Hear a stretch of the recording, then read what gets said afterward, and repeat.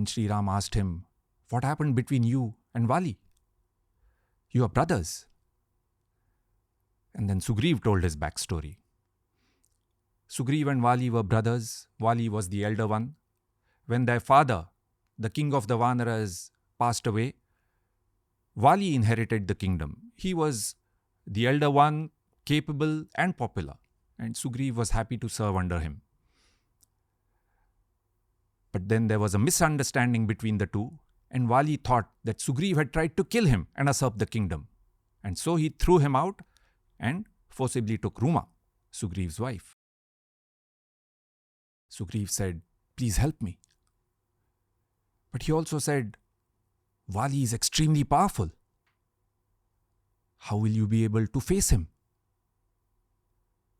Lakshman smiled and he said, "What can Ram do to convince you?" Sugriva looked around and pointed to a row of 7 trees. They were all in a line, and he said, "If Ram can fire an arrow at any of these, and with just one arrow, split the tree, then I'll be convinced that he can take on Vali."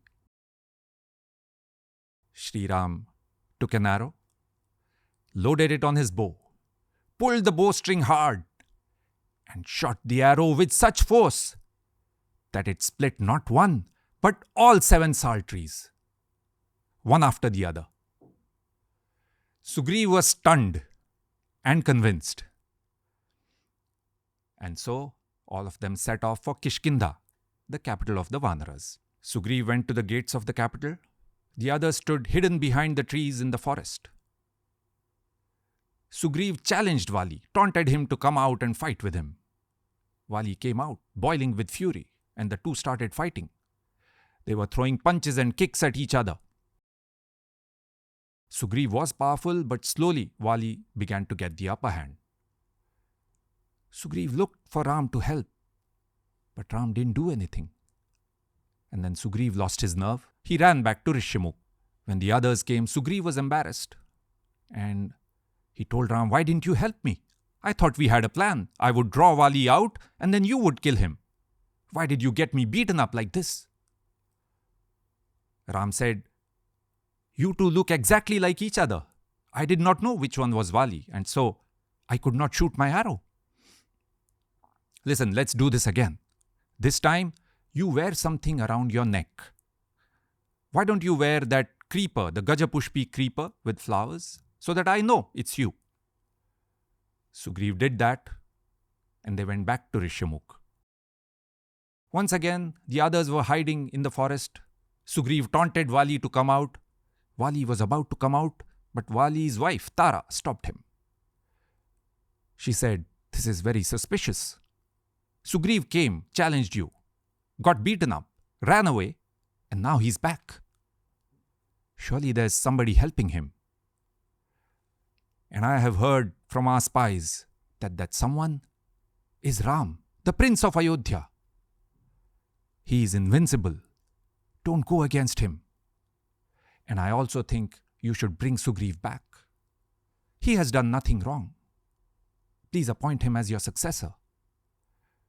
But Vali did not listen to Tara, and he came out of the city to fight Sugriva.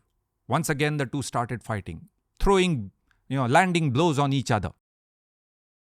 Once again, Vali began to get the upper hand. Sugriva looked around, waiting for Sri Ram to help. And this time, Sri Ram had no doubt which one is Vali. He took an arrow, loaded it on his bow, pulled the bowstring hard, and sent off that arrow, which went whizzing like thunder and struck Vali on the chest, and Vali crashed to the ground.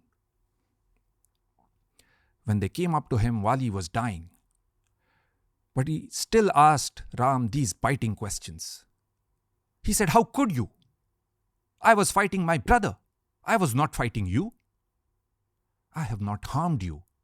I have not insulted you. I have no fight with your kingdom. Then why did you kill me? I thought that you follow Dharma and Satya.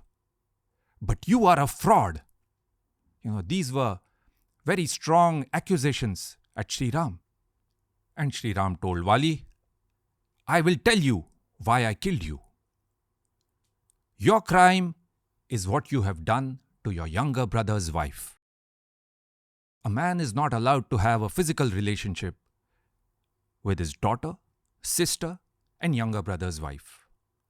A younger brother is like a son, and his wife a daughter-in-law. By forcibly taking Ruma, while Sugriva is still alive, you have violated Dharma.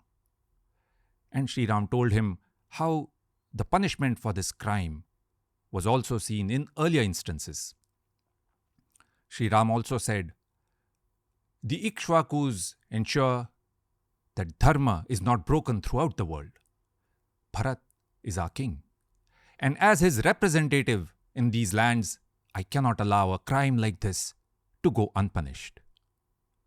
Essentially, Sri Ram was saying that Vali was a criminal and he had punished him for his crime.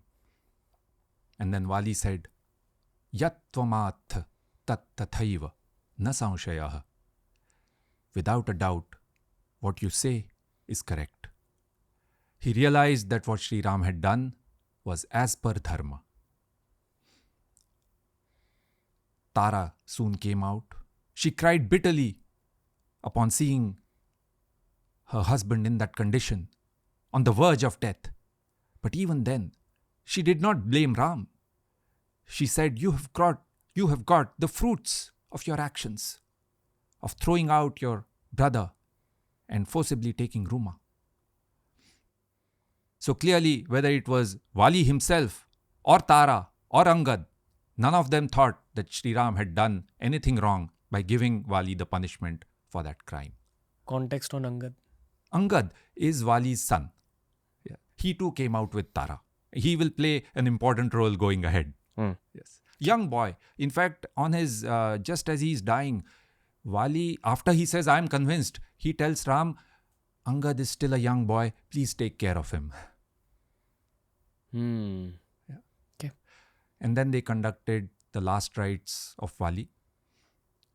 Sugriva was feeling very guilty for the role that he had played in his brother's death. He started talking of killing himself or retiring and going back to Rishyamukh.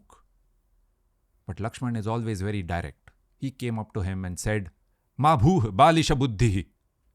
He said, don't be silly. You're the king now. And so Sugriva became the king of the Vanaras.